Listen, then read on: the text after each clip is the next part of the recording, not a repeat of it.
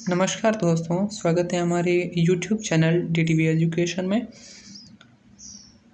आज हम इस वीडियो के माध्यम से आरएएस भर्ती परीक्षा के 4th पेपर का जो सिलेबस है उसको देखने का प्रयास करेंगे। 4th पेपर में है वो जनरल हिंदी एवं जनरल इंग्लिश से संबंधित सवाल पूछे जाते हैं। आरएएस में पहले प्रारंभिक परीक्षा, फिर मुख्य परीक्षा। मुख्य परीक्षा में 4 पेपर होते हैं। चौथा पेपर है वो हमने चारों पेपर का अलग अलग है वो सिलेबस का डिस्कस किया है। अभी है वो 4th पेपर का इस वीडियो के माध्यम से डिस्कस करेंगे। सभी पेपर है वो 200 नंबर के हैं। अभी जनरली एक बार इसे पढ़ लेते हैं। सामान्य हिंदी इकाई 1 सामान्य हिंदी कुल 120 अंक। इस प्रश्न पत्र का उद्देश्य अभ्यर्थी की भाषा विषय क्षमता तथा उसके विचारों का सही, स्पष्ट एवं प्रभावपूर्ण अभिव्यक्ति की परख करना है। इसका उद्देश्य ठीक है।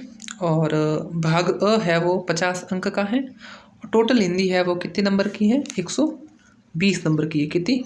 और इंग्लिश है वो कितने की है? 80। तो टोटल कितने हो गए? 200 मार्क्स का है वो आपका 4th पेपर है। 200 के सभी है, टोटल 800 के हो गए। ठीक है। और 100 नंबर इंटरव्यू का, 900 अंक। तो कुल है वो 120 की है, 80 की इंग्लिश है। और 120 में से अ भाग है वो हिंदी का अ भाग है वो 50 नंबर का है। अब 50 नंबर कैसे आएंगे वो देख लेते हैं। अ भाग में संधि एवं संधि विच्छेद, दिए हुए शब्दों का संधि करना और संधि विच्छेद करना। वापस पढ़ लीजिए। दिए हुए शब्दों का संधि करना या संधि विच्छेद करना। आपको 2 शब्द दिए जाएंगे, उनका या तो संधि करना है या एक शब्द दिया जाएगा उसका संधि विच्छेद करना है। ठीक है। संधि एवं संधि विच्छेद पहला सवाल। दूसरा सवाल है वो उपसर्ग से आएगा। उपसर्गों से शब्दों की संरचना तथा शब्दों में से उपसर्ग तथा मूल शब्द पृथक करना। या तो उपसर्गों से शब्दों की संरचना का निर्माण करना तथा शब्दों में से उपसर्ग एवं मूल शब्द को पृथक करना। ठीक है। फिर है प्रत्यय। प्रत्यय दिए हुए प्रत्ययों का शब्द बनाना एवं शब्दों में से मूल शब्द एवं प्रत्यय का पृथक करना, अलग अलग करना। ठीक है। फिर है पर्यायवाची शब्द और विलोम शब्द, समश्रुत भिन्नार्थक शब्द, दिए हुए शब्द एवं युग्म का अर्थभेद। 2 शब्द दिए जाएंगे जिनका अलग अलग अर्थ है, उसका आपको अलग अलग अर्थ है वो लिखना है। तो इसे कहते हैं समश्रुत एवं भिन्नार्थक शब्द, यानी दिए हुए शब्द एवं शब्द युग्म का अर्थभेद। ठीक है। फिर है वाक्यांश के लिए सार्थक शब्द और वाक्यांश के लिए एक सार्थक शब्द और शब्द शुद्धि। फिर है वाक्य शुद्धि एवं मुहावरे। मुहावरे एवं मुहावरों का वाक्य में प्रयोग से अर्थ स्पष्ट करना। आपको मुहावरे हो गए, मुहावरों का अर्थ भी लिखना आपको यहाँ पे। और फिर है कहावत या लोकोक्ति, वाक्य में प्रयोग से स्पष्ट अर्थ। कहावत या लोकोक्ति से संबंधित सवाल पूछे जाएंगे और उनका है वो वाक्य प्रयोग भी आपको करना है। सबसे इम्पोर्टेंट है 2 सवाल यहाँ से आएंगे। पारिभाषिक शब्दावली, प्रशासन से संबंधित अंग्रेजी शब्दों के समानार्थक हिंदी पारिभाषिक शब्द पूछे जाएंगे। तो ये है वो जो ग्रामर पोर्शन है, सॉरी हिंदी में बात करें तो व्याकरण पोर्शन है हिंदी का। तो इसमें है वो 50 नंबर का आएगा आपका मैटर। तो 50 अंक है वो यहाँ पर आप पूरे प्राप्त कर सकते हो अगर आपकी ग्रामर पे अच्छी पकड़ है तो। अब है वो इसका भाग ब दे रखा है, वो कितने नंबर का है? वो भी 50 नंबर का है। टोटल हिंदी कितने की है? 120 की है। हिंदी के ब भाग में पहले है संक्षिप्तीकरण, गद्यावतरण का उचित शीर्षक। ठीक है। गद्यावतरण का उचित शीर्षक लगभग 1/3 शब्दों में संक्षिप्तीकरण आपको यहाँ पे लिखना होता है। और गद्यावतरण की शब्द सीमा है वो लगभग कितने शब्दों की, 150 शब्दों की होगी। तो उसको आपको है वो शॉर्ट में लिखना है, संक्षिप्तीकरण करना है, और फिर उसका है वो पहले उसका एक है वो उचित शीर्षक देना है आपको। वो संक्षिप्तीकरण है वो 1 तिहाई शब्दों में करना है। फिर है वो पल्लवन है, इसका आप ज़्यादा से ज़्यादा प्रैक्टिस करोगे संक्षिप्तीकरण की एवं पल्लवन की, पत्र लेखन की एवं प्रारूप लेखन की एवं अनुवाद की, तो ही यहाँ पे नंबर ज़्यादा मिलने की संभावना रहती है। आप ज़्यादा से ज़्यादा यहाँ पे प्रैक्टिस डिपेंड करती है। इसके बाद पल्लवन है, किसी सूक्ति, काव्य पंक्ति, प्रसिद्ध कथन आदि का भाव विस्तार से लिखना। जैसे जैसे को तैसा, या फिर कोई भी ऐसा कोई सेंटेंस दिया हुआ आएगा हिंदी में, और उसका आप वो है वो उसको लगभग 100 शब्दों में उसका भाव विस्तार करके है वो लिखना है, उसे कहते हैं पल्लवन। फिर है वो पत्र लेखन, सामान्य कार्यालय पत्र, कार्यालय आदेश एवं अर्धशासकीय पत्र एवं अनुस्मारक है वो यहाँ पे आपको पत्र लेखन के अंदर दे रखे हैं। और फिर है प्रारूप लेखन, जैसे अधिसूचना है, निविदा है, परिपत्र है, विज्ञप्ति है, ये है वो आप प्रारूप लेखन में आपको ज़्यादा से ज़्यादा प्रैक्टिस करनी है यहाँ पे। तो आप है वो नंबर है वो बहुत अच्छे लगभग इस पर जो 2018 का जो रिज़ल्ट आया उसमें कुछ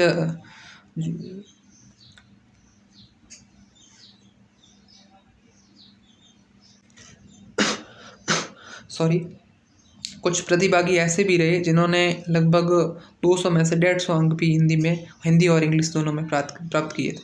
तो यहाँ से आप है वो कमांड बना सकते हैं, क्योंकि इनकी है वो ज़्यादा से ज़्यादा प्रैक्टिस करेंगे तो ये यहाँ से नंबर है वो लगभग संभावना रहती है कि बहुत अच्छे अंक है वो यहाँ से हासिल किए जा सकते हैं। प्रारूप लेखन में अधिसूचना है, निविदा है, परिपत्र है, विज्ञप्ति है, ठीक है। अनुवाद में है, दिए गए अंग्रेजी अनुच्छेद का हिंदी में अनुवाद करना, लगभग शब्द सीमा है वो 75 वर्ड दे रखी है। तो यहाँ से है वो कितने टॉपिक हैं, 5 टॉपिक हैं, यहाँ से 5 सवाल आएंगे और प्रत्येक सवाल 10 नंबर का है। अब है वो अगला टॉपिक है भाग स है। भाग स में दे रखा है 20 अंक का है, और यहाँ पे भी आपको बहुत ज़्यादा प्रैक्टिस की आवश्यकता है। जितनी ज़्यादा प्रैक्टिस होगी उतना ही ज़्यादा आपके लिए बढ़िया होगा। कम से कम 20 से 25 है वो निबंध अपने पास लिख के रखें, और उनको एक बार जब मेंस देने जाएं तो फिर से एक बार देखने का प्रयास करें। यहाँ पे जो लिखने का ढंग है वो भी बहुत ज़्यादा इम्प्रूव करना पड़ेगा। तो यहाँ पे आप लगभग 17-15 नंबर है वो प्राप्त कर सकते हैं। किसी सामयिक एवं अन्य विषय पर निबंध लेखन, लगभग 250 शब्दों में आपको है वो निबंध है वो लिखना है। किसी सामयिक विषय एवं अन्य विषय पर, किसी पर भी आ सकता है, आपको लगभग 4-5 टॉपिक दिए जाएंगे, उनमें से किसी एक पे आपको है वो निबंध है वो लिखना है, ठीक है। भाग स इसमें हो गए 20 नंबर। और संक्षिप्तीकरण, पल्लवन, पत्र लेखन, प्रारूप लेखन एवं अनुवाद के हो गए 50 नंबर। और पूरी है वो व्याकरण है दे रखी है, इसमें एक बात समास नहीं दे रखा है ना, तो जो सिलेबस में दे रखा है उसी को पढ़ना है आपको। भाग अ है वो जो व्याकरण है वो 50 नंबर की है। तो कुल मिलाकर सामान्य हिंदी से है वो आपको 120 नंबर के सवाल है वो आपसे पूछे जाएंगे। अब है वो हम देखते हैं इंग्लिश का सिलेबस क्या रहेगा मेंस के लिए। जनरल हिंदी 120 की होगी, और उसके बाद है वो जनरल इंग्लिश है वो कितने नंबर की है, 80 नंबर की है। टोटल है वो 200 नंबर का पेपर है वो हिंदी इंग्लिश का 4th पेपर है। जनरल इंग्लिश 80 नंबर मार्क्स, और पार्ट ए में है वो ग्रामर और एंड यूजेस, ठीक है। 20 मार्क्स है वो, 20 मार्क्स के सवाल यहाँ से पूछे जाएंगे, जिनमें है करेक्शन ऑफ सेंटेंस, कितने सेंटेंस, 10 सेंटेंस दिए जाएंगे। For correction with error related to, ठीक है, 10 सेंटेंस दिए जाएंगे, उनको है वो इम्प्रूव करके वापस उनका करेक्शन करके वापस लिखना होता है। आर्टिकल एंड डिटर्मिनेंट से संबंधित सवाल पूछे जाएंगे, और प्रीपोजिशन, टेंस एवं sequence of tense, modals, voice, active voice, passive voice, narration, direct indirect, synonym antonym, phrasal verb. अगला है वन वर्ड और वर्ड ऑप्टन कंफ्यूज एवं मिसयूज्ड वर्ड। ये टॉपिक है वो इंग्लिश के टॉपिक, ग्रामर से रिलेटेड टॉपिक है, और कितने नंबर के हैं, 20 नंबर के हैं। यहाँ पर ग्रामर में तो कम नंबर है, लेकिन जो कंप्रहेंसिव है टॉपिक है उनमें ज़्यादा नंबर मार्क्स है, क्योंकि 30 नंबर है वो पार्ट बी में दे रखे हैं, और 30 नंबर है वो पार्ट सी में दे रखे हैं, कंपोजिशन एवं लेटर राइटिंग। कंप्रहेंसिव में हाँ ट्रांसलेशन एम्फेसिस राइटिंग यानी संक्षिप्तीकरण।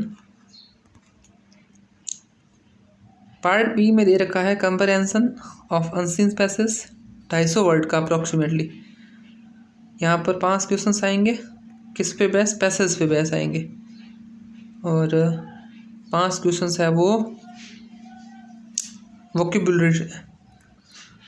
वोकेबुलरी पे 5 क्वेश्चन आएंगे और 5 क्वेश्चन है वो पैसेज पे बेस आएंगे। कुल मिलाकर 10 प्रश्न है वो पैसेज से संबंधित पूछे जाएंगे। और translation of 5 sentence from Hindi to English, 5 sentence ऐसे दिए जाएंगे जिनका हिंदी से इंग्लिश है वो ट्रांसलेशन करना है। और फिर है प्रिसाइज यानी संक्षिप्तीकरण writing, a short passage of approximately 150 से 200 वर्ड के बीच। यहाँ पे आपको एक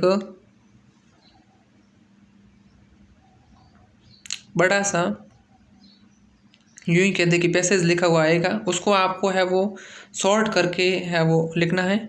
और संक्षिप्तीकरण यहाँ पे जैसे कि हमने संक्षिप्तीकरण पढ़ा था 1/3, वही मेथड है वो यहाँ पे अपना के आपको लिखना है और उसका शॉर्ट करना है।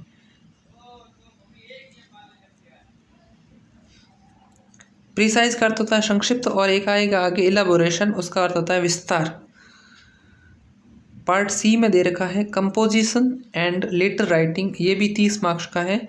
इसमें पैराग्राफ राइटिंग, एनी एक paragraph out of 3 given topic approximately 200 word यहाँ पे भी दे रखे हैं। 200 वर्ड में आपको है वो पैराग्राफ लिखना है।